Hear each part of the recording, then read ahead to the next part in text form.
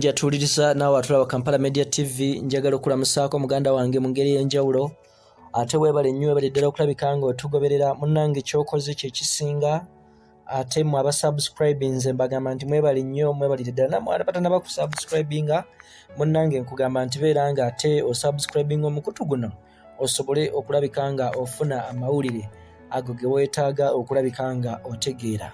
Kakati nno si ku lwisi eyo olunaku lubadde lwa leero ng'ennaku z'omwezi zibadde 26 Juni 2021 amawulire ag'okufa kw'Omusumba Bishop Stephen Senfuma we gatuuse ku mitwe gy'abantu. Ebadde ssaawa ng'emu n'eddakiika katugambe ssaawa ng'emu ey'okumakya n'eddakiika ziizo wazindaba tugambe 4 amawulire gano ne gatandika okusaasaana ng'era gategeeza bannayuganda bonna n'abantu bonna ababadde bamukkiririzaamu nga gabategeeza nga ono wamaze okulabika nga ava mu bulamu bw'ensi eno.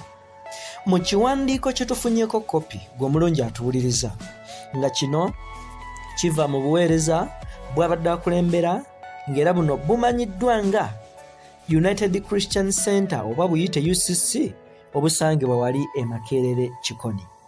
Bano bawandiisa omutwe ne bategeeza nti n'amawulire ag'okubika omutume Stephen Senfuma era ne bategeeza nti nno olukiiko olw'abasumba abawaggulu lutwala amawulire ag'ennaku ag'okubika eri eggwanga lyonna okuviibwako Apostle Bishop Dr. Stephen Senfuma. Bano bongedde okutegeeza nti ono yabadde senior pastor ow'ekkanisa eya United Christian Center esangibwa e Makerere Kikoni era nga ye founder ow'obuweereza obwa Innerman Ministries. Omulungi awuliriza go atulaba naawe atuwuliriza. Amawulire gano nga gaakamala okugwawo mbagirawo gatadde bannayuganda ku bunkenke oba oliawo bw'osobola okulabika nga olowoozaako mu ngeri oba oliawo etali emu gw'omulungi atulaba naawe atuwuliriza. Kakati Bishop Senfuma gw'atulaba naawe atuwuliriza. Olunaku olwaleero w'otunuulira ku mitimbagano gyonna oba giyite social media okuviira ddala katugambe nti nno katugambe okuviira ddala kujja Facebook, genda mu WhatsApp, genda ku status z'abantu, olunaku olwaleero zonna zibadde zijjudde bifaananyi by'ono ebiraga amaziga ag'okukungubaga n'okulabika nga bagenda kumufiirwa nnyo nnyini ddala. Omusumba Senfuma gwe mulungi atulaba naawe atuwuliriza y'omu ku bantu ababadde gwe babadde bakkiririzaamu ng'era bassebo ne bannya bwe wavaayo n'ayogera ekigambo tewali muntu yenna asobola kulabika oba oliawo nga vaayo okukibuusabuusa. Abasumba ab'enjawulo bavuddeyo okulabika nga bakungubagira omusumba munnaabwe gwe bagamba nti ono abadde akola omulimu munene eri ekkanisa n'abantu bonna, n'olwekyo bo babadde bamubalanga omukadde w'ekkanisa ate taata w'eggwanga ng'aluŋŋamya ensonga mu butuufu bwazo oba oliawo nga bwe ziri. Gwe omulungi atuwuliriza mwana wa maama mwana wa taata, njagala nkutwale nkulage Bishop Senfuma ensigo ekaabira yaani. Ono yazaalibwa eyo mu mwaka gwa 1966 era nga waafiiridde gw'atulaba naawe atuwuliriza abadde akunukkiriza mu myaka katugambe 55. Ono era ng'abadde musajja mufumbo ng'ensonga zino ez'obufumbo yazitandika eyo mu mwaka gwa 1997. Bishop Senfuma abadde musajja mwetowaze nnyo, abadde musajja muwombeefu nnyo era ajjukirwa okuviira ddala mu myaka egy'ekyenda ng'atambuza enjiri eyamufuula ow'ettutumu era ebadde emufudde ow'ettutumu okutuuka wawummudde emanyiddwa nnyo nga ey'omuntu w'omunda. Omulabirizi Senfuma gwe mulungi atulaba naawe atuwuliriza. Ebintu ebimu ebibadde bimufudde ow'enjawulo era okumwogerako ng'omusajja naggwano y'engeri gy'abadde alyowamu emyoyo era ono we yavaayo mu myaka egy'ekyenda gye Naggambi gye yatandika okulabika nga atambuza enjiri eno ey'omuntu ow'omunda, yavaayo n'aleeta touch oba n'aleeta revival etalabikangawo ng'agenda aliisa enjiri ey'omuntu w'omunda. Oba oli awo okwawukanako n'ababuulizi abasooka okubaawo, kubanga obulamu bwabwe babuteeka nnyo ku bintu ebiri physical, gamba ng'obugagga, okuwasa, okuzimba amayumba, okulabika nga omuntu yeesanyusa. Kaakati omulabirizi Senfuma wamala okujja n'enjiri ye gye nkugambyeko ey'omuntu w'omunda, bassebo ne bannyabo, ye teyatunuulira bintu bino bye baali ababuulizi abasooka okulabika nga babuulira, naye ye n'abuulira ku bulamu omuntu bw'agenda okusisinkana ng'amaze okulabika nga ava mu bulamu bw'ensi eno. Gw'atulaba naawe atuwuliriza, mwana wa maama, mwana wa taata, w'otunuulira obulamu obw'omulabirizi ono Senfuma abadde ajja akyogera lunye, buli w'abadde ayimirira kyenkana nga ye ategeeza nga we yeesunga mu lunaku lw'aliva mu nsi eno. Mu bigambo ebisinga by'abadde asinga okubuulira gw'atulaba naawe atuwuliriza, kwe kulabika nga atambuza amawulire gano ag'okulabika nga agamba nti ye wonna w'agendera awulira yeesunga bwesunzi. N'olwekyo kyekintu ekimu ekibadde kimufuula ew'enjawulo, ate nga abadde ekigambo ky'ayogera bassebo ne bannyabo nga kyekyo kyali. Omulabirizi Senfuma asitudde emitima gy'abantu bangi okuvaayo ne bakungubaga era ne balaga obubaka obw'ennyiike. Omusajja ono bw'abadde abatuusaako. Abamu ku bannakinku abasinze okuvaayo okukungubaga kwe kuli n'omukulembeze ow'ekibiina ekya National Unity Platform, ng'ono ye Honorable Robert Kyagulanyi Ssentamu oba abangi gwe bamanyi nga Bobi Wine. Ono ng'asinzidde ebweru w'eggwanga gy'ali, gye yagenda ku mirimu emitongole, agambye ng'ayita ku mikutu gye nti I have learned, ntegeddeko ku mawulire ag'ennaku ag'okufa kw'omulabirizi Stephen Senfuma, omusumba wa United Christian Center esangibwa e Kasubi Makerere. Honorable Kyagulanyi oba Bobi Wine ayongedde okuvaayo n'ategeeza nti nno ono abadde musajja omuwombeefu era ayimirira ku kigambo kye singa abanga akyogedde. Ono yatambulanga ng'abunyisa enjiri naffe gye twalabako ey'omuntu w'omunda etulabika nga etuteekateeka okuteekamu Katonda ekitiibwa, nga tetussaamu bintu bya ku nsi byokka kitiibwa, wabula nga tulowooza ne ku byo bwa Katonda. Bobi Wine oba Honorable Kyagulanyi owa National Unity Platform ayongedde n'agenda mu maaso n'ategeeza nti ono Senfuma, omulabirizi Senfuma, kyabadde akola kye kimu ku bintu ebisinga okubeera eby'omuwendo ennyo. Ffenna oba oli awo bannansi bye twandivuddeyo ne tulabika nga twegomba okulabika nga tulowooza ku bulamu bwaffe kiki ekiyinza okulabika nga kiddako. Bobi Wine oba Honorable Kyagulanyi agenze mu maaso n'agamba nti ono omusajja abadde abuulira okwagala, wabula nga takoma kukubuulira bubuulizi, wabula nga ye kennyini ajjudde okwagala. Agamba nti ono abadde wa kisa, ono abadde wa bwenkanya, era ng'ebintu byonna by'abadde agenda abuulirako abadde tabikomya mu bigambo, naye bassebo ne bannyabo nga abiteeka mu nkola. Honorable Kyagulanyi agamba okufa kw'ono kikonde ky'amaanyi nnyo eri ffe ffenna abasigaddewo, era n'ategeeza nti nno kino kakibeere ekyokulabirako eri abantu bonna abali mu bulamu nga bakimanyi nti nno obulamu oba oli awo lunaku lumu buliko we bulikoma. Gwe omulungi atuwuliriza naawe atulaba. Omulabirizi Senfuma newankubadde nga ono ebigambo byavaayo mu wiiki 2 eziyise oba ziyite wiiki 3 nga bitambula wano ne wali, ng'ono amawulire gabadde galaga wonna nga we yafuna ekirwadde kya COVID-19. Okusinziira ku mukyala we oba abadde mukyala we paka we bafudde. Jjukira nti nkutegeezezza nti ono yawasa omukyala mu mwaka gwa 1997, naye ate we baatambula emyaka, Mukama mukyala we gwe yasooka okuwasa mu myaka egy'ekyenda n'amujja mu bulamu obw'ensi eno. Bw'atyo mukyala we wamala okuva mu bulamu obw'ensi eno teyalinzalinza kubanga tewaaliwo tteeka limulema kuddamu kuwasa. Yafuna omukyala omulala gwe babadde naye mu mukwano omuyitirivu nga bazadde n'abaana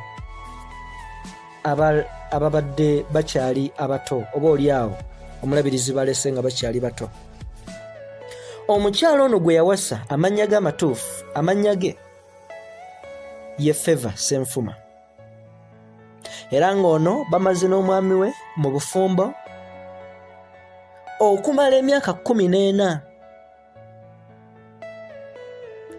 N'olwekyo osobola okuteebereza obulamu omukyala ono Favour Senfuma engeri gy'awuliramu mu kaseera kano.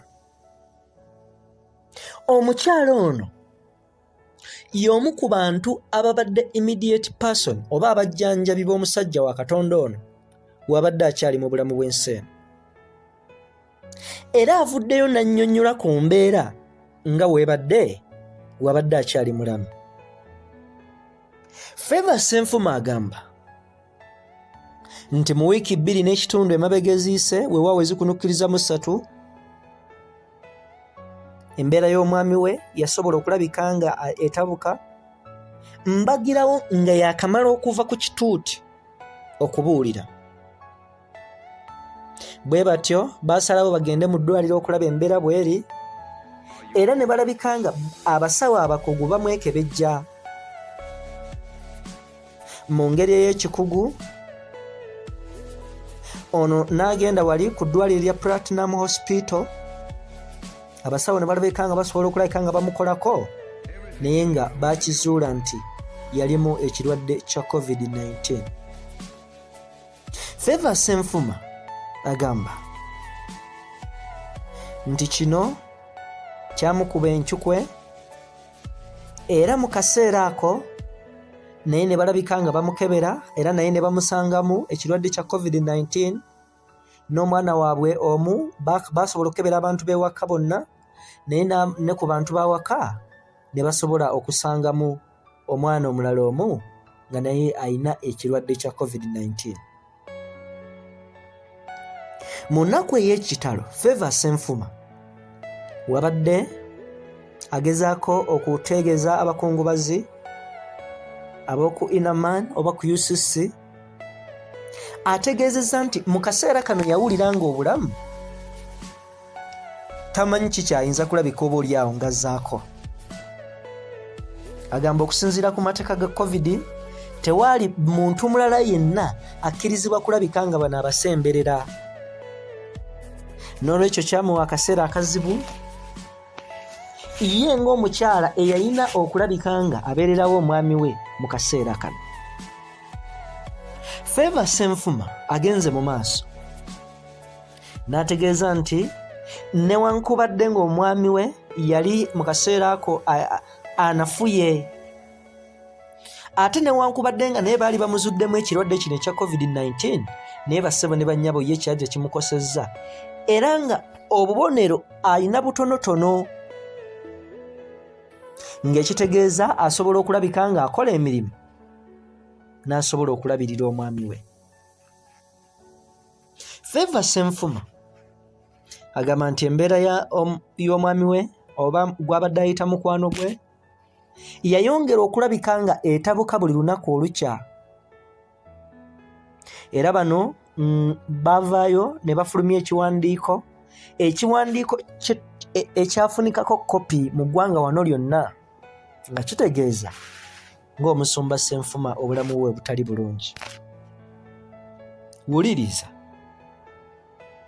Favour Senfuma agamba nti asobodde okujjanjaba omwami we wakati nga naye mulwadde, nga talina bintu birungi by'alya biri awo, nga talina kwerabirira kw'amaanyi kwaliko kubanga abadde asula atunula, abadde asiiba atunula. Agamba nti olw'amateeka agabadde gatakkiriza bajjanjabi balala kubasemberera, ye yasalawo bassebo ne bannyabo n'asalawo ekiba kibe n'agenda mu maaso n'okujjanjaba omwami we. Mu nnaku ey'ennyiike omukyala ono ng'agenda mu maaso n'okulombojja ategeezezza nti abasawo baasobola okukola kyonna ekisoboka ne bajjanjaba omwami we era n'alabika nga awona ekirwadde kya COVID-19. Wakati ng'omwami we amaze okuwona ekirwadde kya COVID-19, agamba nti ye akikkiririza ddala era akikakasa bulungi ng'omwami we teyafudde COVID, wabula obulabe obwamutuusibwako oba obwaviirako oba okukosebwa okwava mu kirwadde kya COVID-19 bassebo ne bannyabo kyekissa omwami we. Ono ategeeza nti baasobola okukola testing oba okukebera ng'ebiseera biyiseewo era ne babakakasa bonna ng'ekirwadde kino kyali kimaze okubavaamu. Era ategeeza nti oluvannyuma lw'omubiri okunafuwa, ebitundu eby'enjawulo okunafuwa ng'omukka abadde takyasobola kulabika ng'agubaka bulungi, kino kyakosa ebitundu bye eby'omunda nga kw'otadde amawuggwe n'ebitundu ebiralalala.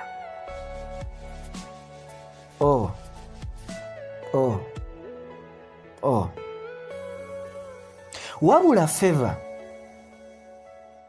ayongedde okulambulula, ngamba Favour Senfuma mukyala w'omusumba Senfuma n'ategeeza bannayuganda bonna nti ebintu bya COVID-19 babiggyemu olubalaato,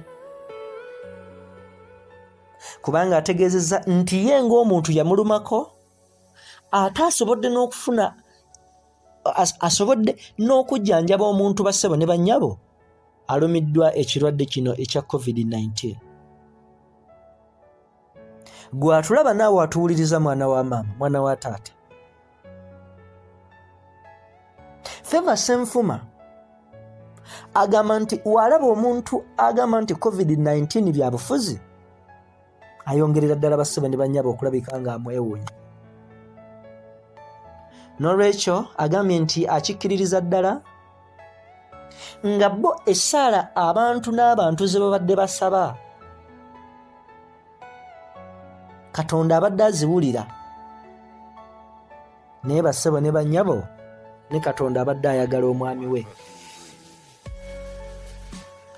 Ono agamba nti ekigambo ky'okufa omwami we abadde agenda akyogerako buli kaseera, era ng'ategeezanga waali omweteefuteefu olunaku lwonna oba oliawo lwaliva mu bulamu bw'ensi eno. Naye Favour agamba nti kino kibadde tekikyamuyinula ttama, era oba oliawo ng'oba ate yabadde yakimanyiira. Naye agamba nti kino kyazze mu ngeri ya ntiisa nnyo, kubanga ebizibu by'asinze okulaba mu nsi muno mwonna ate oba oliawo kino kibadde tekimutuukangako. N'olwekyo gwe mulungi atuwuliriza naawe atulaba, tugenda kwongera okukutuusaako enteekateeka zonna nga bwe ziri, ate oyongere okulabika nga ozitegeera. Webale nnyo obalidde okutugobera n'okutuwuliriza, ngera nkugamba nti enteekateeka nnyingi tukyazikuleetera.